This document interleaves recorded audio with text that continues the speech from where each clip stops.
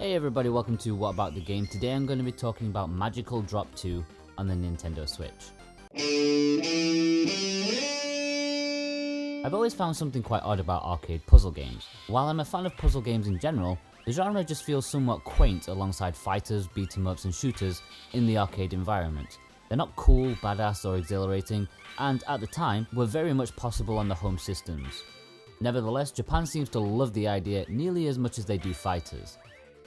There are a good few examples of arcade puzzle games, such as Tetris and Puzzle Bobble. The Neo Geo was blessed with another similar game in Magical Drop 2, a sequel to a non-Neo Geo arcade game from Data East.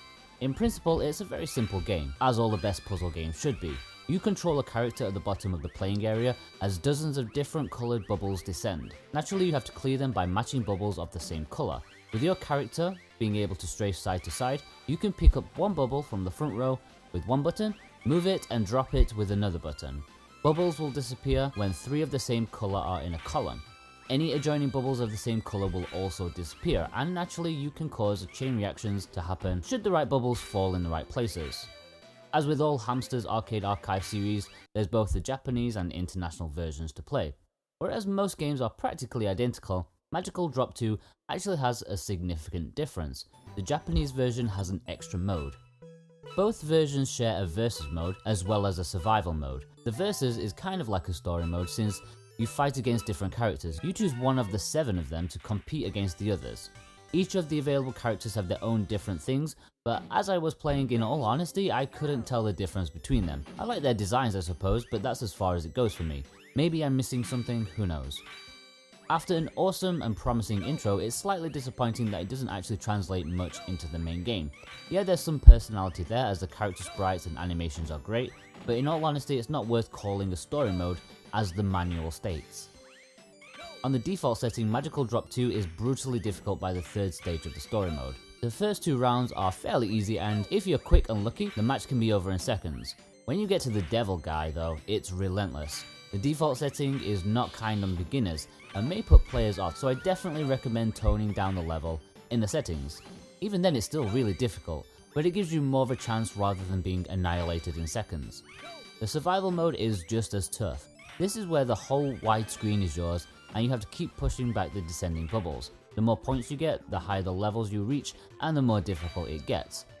Due to the expanded play area, you can now exit one side and appear on the other, letting you arrive at where you need to be quicker.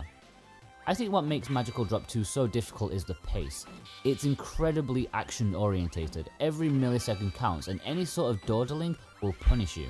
If you're not on your game, you'll be destroyed even on the easiest settings. That's going to put some people off for sure, and it's a shame it's not more accessible, but it's an arcade game and that's the way it generally goes. The Japanese version has a puzzle mode which has smaller preset stages which are designed to be completed in seconds, often with a solution that can clear the playing area in just one chain reaction. I'm perplexed as to why this mode never made it into the international version. My guess would be because you get more time with your credit here. It's definitely the longest lasting mode of them all, and you don't need godlike reflexes to last more than a couple of seconds.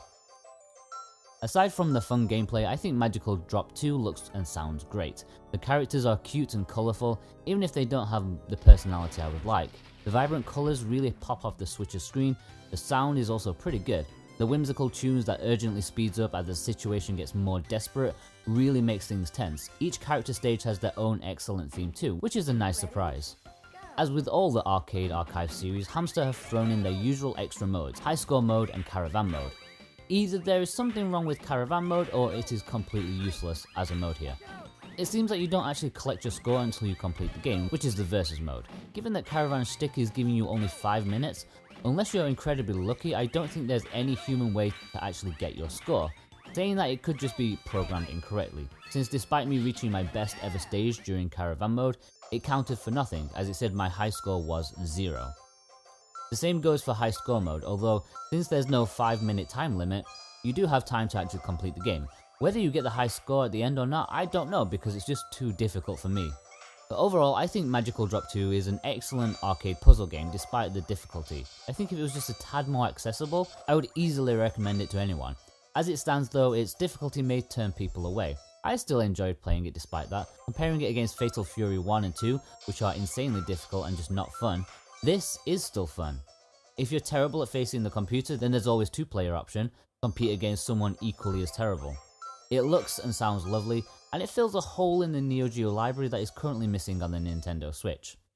Okay guys, if you've enjoyed this review, then be sure to like and subscribe. You can read the full review of Magical Drop 2 at whataboutthegame.com, and you can follow me on Facebook and Twitter if you want to. All the links are below. Thanks guys, bye bye.